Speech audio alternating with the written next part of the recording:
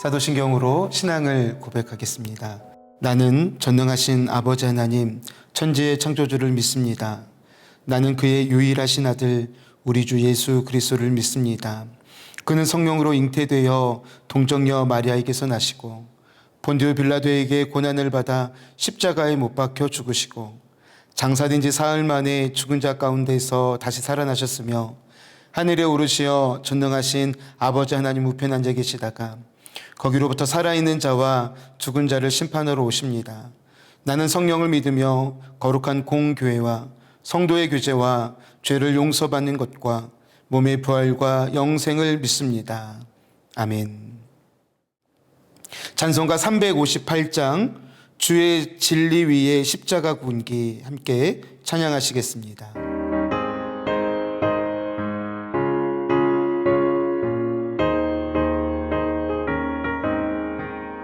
주의 진리 위에 십자가 군기 하늘 높이 들고서 주의 군사 되어 용맹스럽게 찬송하며 나가세 나가세 나가세 주 예수만을 위하여 목숨까지도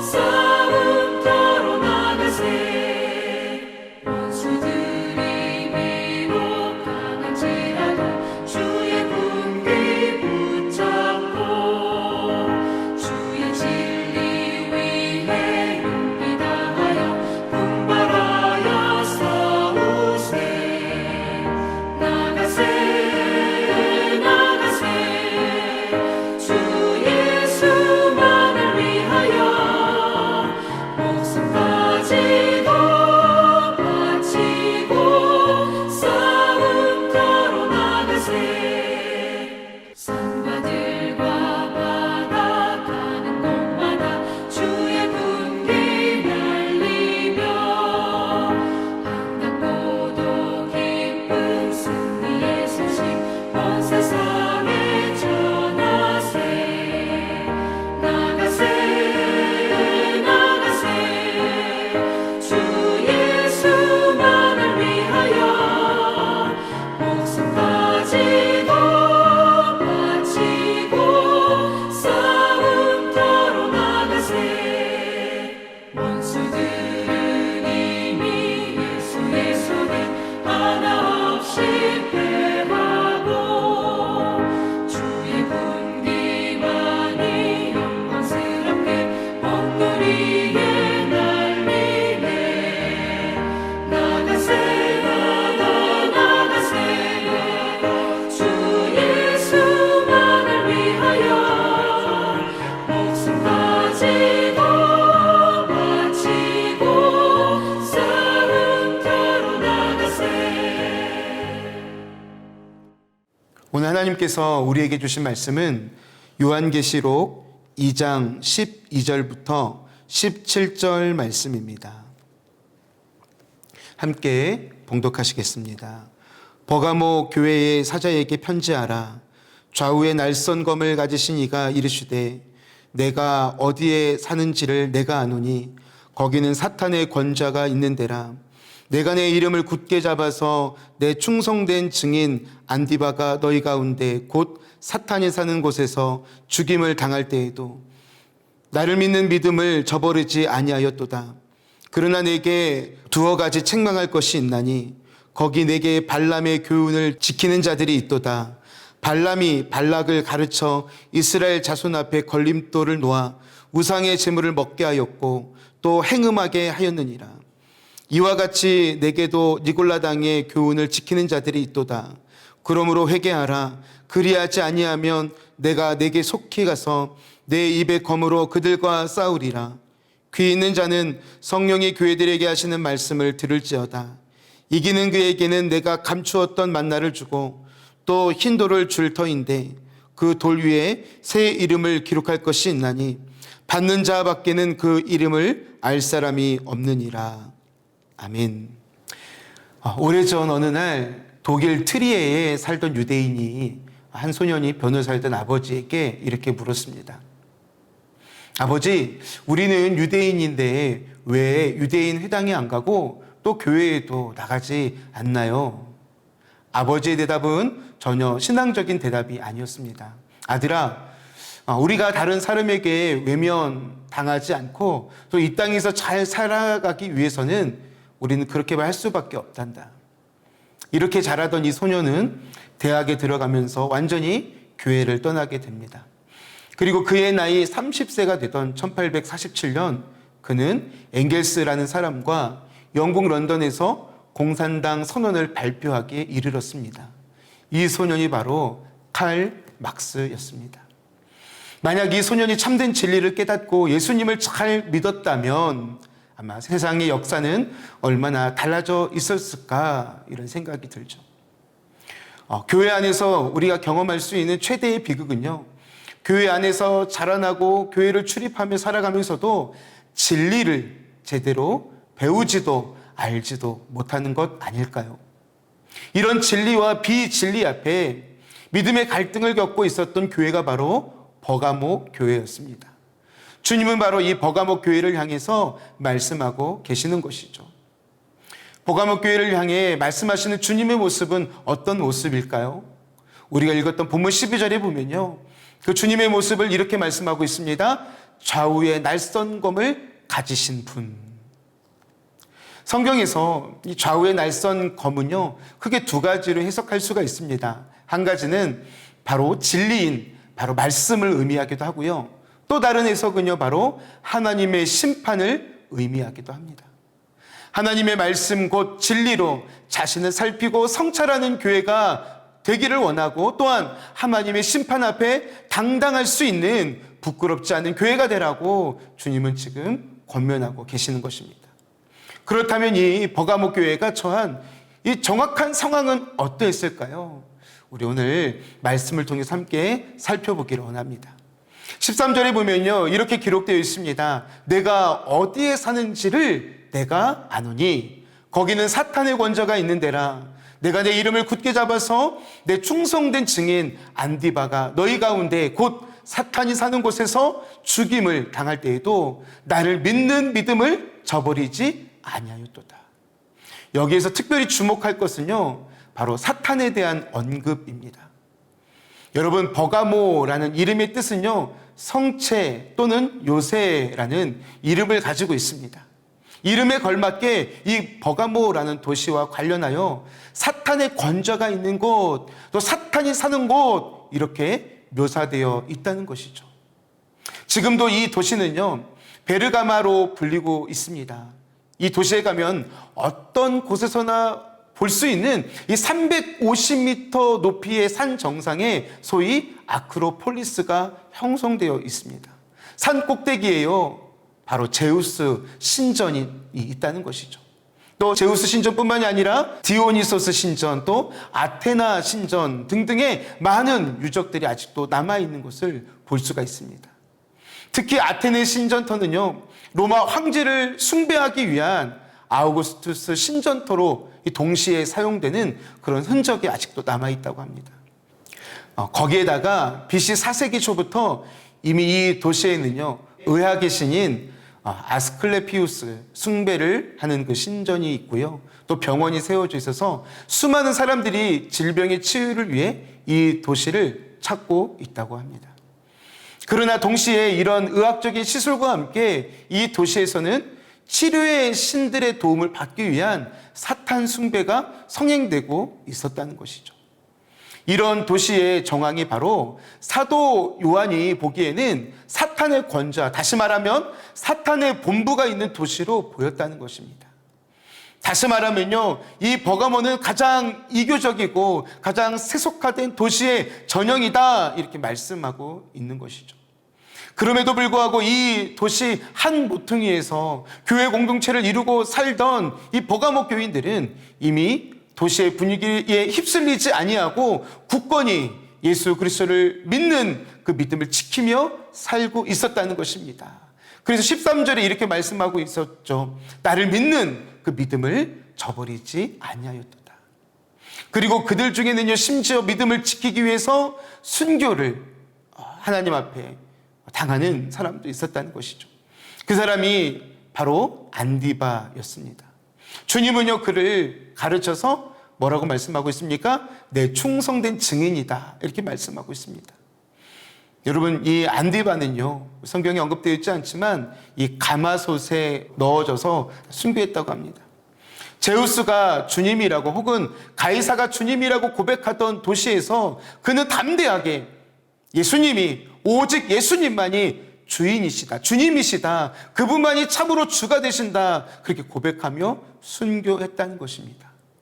이후 버가모의 그리스도인들을 일컬어서 이 별명이 있었는데요, 바로 안디바가 되었다고 합니다. 그래서 안티파파스라는 이름에서 이 안디바가 유래됐다고 합니다. 그러나 이 교회의 모든 성도들이 이렇게 믿음을 지켰던 것은 아닙니다. 책망이 필요했던 성도들도 있었다는 것을 오늘 우리가 성경을 통해서 알 수 있었습니다. 14절, 15절에요, 기록된 책망은 이 두 가지로 요약될 수가 있습니다. 하나는 발람의 교훈을 지키는 자들이 있었다는 것, 또 하나는 니골라당의 교훈을 지키는 자들이 있었다는 것입니다. 여러분, 이 배도는요, 참으로 아주 빠르게 신속하게 이 전파됩니다. 발전해 갑니다.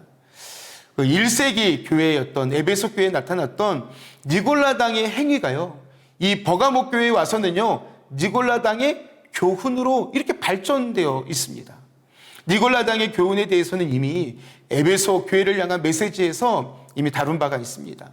니골라당의 교훈은 한마디로 쾌락주의였다고 할 수 있죠. 그리고 민수기, 구약의 민수기를 보면요, 선지자 발람은 발락이 내놓은 돈에 눈이 어두워져서 자기 백성들을 우상숭배 자리로, 그리고 음행의 자리로 이끈 자였습니다. 그래서 발람의 교훈은요, 다시 말해서 물질 숭배주의를 대표하는 것으로 우리가 볼 수 있는 것이죠. 그런데 이 쾌락주의와 이 물질 만능주의, 물질 숭배주의는요, 과거에만 있는 것이 아니라 지금도 우리가 살아가고 있는 이 시대에 수많은 한국교회에, 수많은 우리 그리스도인 안에 이 쾌락주의와 이 만몬주의, 물질 숭배주의가 들어와서 점점 세속화되고 있는 것을 우리는 볼 수 있습니다. 정말 깨어서 우리 스스로가, 나 스스로가 쾌락주의에 빠져 있지 않는지, 또 물질을 숭배하고 있지 않는지 우리 스스로를 점검해야 합니다. 사랑하는 여러분, 이 예수님께서 책망한 내용들은요, 바로 비진리인 것입니다. 비진리, 비본질을 따르지 마십시오. 오직 믿음에 굳게 서서 진리를, 본질을 따르시는 우리 사랑하는 성도님들 되시기를 주님의 이름으로 축복합니다. 만일 우리가 이런 세속적인 쾌락주의와 만몬주의를 극복한다면 주님은요, 17절에 이렇게 우리에게 약속하고 계십니다. 감추었던 만나, 즉 세상의 것보다 더 배부른 하늘의 떡이신 예수 그리스도의 임재로 저와 여러분들을 가득 채워주실 것이다, 이렇게 약속하고 있습니다. 또 무엇을 약속하고 계십니까? 흰 돌을 주셔서 새 이름을 기록하게 된다라고 말씀하고 있습니다. 여러분, 흰 돌은요, 바로 예수 그리스도를 말씀하고 있습니다. 그래서 예수님을 믿는 자에게는요, 과거로부터 매여있는 삶이 아니라 전혀 다른 놀라운 삶을, 변화된 삶을 저와 여러분들에게 약속하고 있는 것입니다. 그러한 사람은요, 다른 사람이 경험할 수 없는, 또 누릴 수도 없는 비밀스러운 하늘의 신령한 그런 은혜를, 하나님의 은혜를 누릴 수 있다, 또 받는다라고 우리에게 약속하고 있는 것입니다. 그리고요, 이 흰돌의 새 이름, 곧 세상이 추구하는 쾌락이 아니라 거룩한 변화의 경험, 세상은 알 수 없는 저와 여러분만이 고백할 수 있는 이 놀라운 간증을 우리 가운데 채워주실 것이라고 약속하고 있는 것입니다. 사랑하는 성도 여러분, 지금 우리가 살고 있는 이 시대는 정말 매일매일이 치열한 영적 전쟁 속에 살아가고 있습니다. 수많은 핍박과 유혹 속에서도 믿음을 가지고 또 믿음을 지키시고 끝까지 우리의 진리 되신 예수 그리스도를 붙잡으십시오. 끝까지 견디는 자는 구원을 얻으리라 말씀하신 예수님의 말씀처럼 끝까지 견디는 자는 이 세상 그 누구도 알 수 없는 비밀스러운 하나님의 은총을 입게 될 것입니다. 오늘 하루도 그렇게 믿음으로 승리하시는 귀하고 복된 성도님들 다 되시기를 주님의 이름으로 축복합니다. 끝까지 진리를 따르십시오. 끝까지 진리를 지키십시오. 주님이 가르쳐 주신 기도 드리시겠습니다. 하늘에 계신 우리 아버지, 아버지의 이름을 거룩하게 하시며 아버지의 나라가 오게 하시며 아버지의 뜻이 하늘에서와 같이 땅에서도 이루어지게 하소서. 오늘 우리에게 일용할 양식을 주시고 우리가 우리에게 잘못한 사람을 용서하여 준 것 같이 우리 죄를 용서하여 주시고 우리를 시험에 빠지지 않게 하시고 악에서 구하소서. 나라와 권능과 영광이 영원히 아버지의 것입니다. 아멘.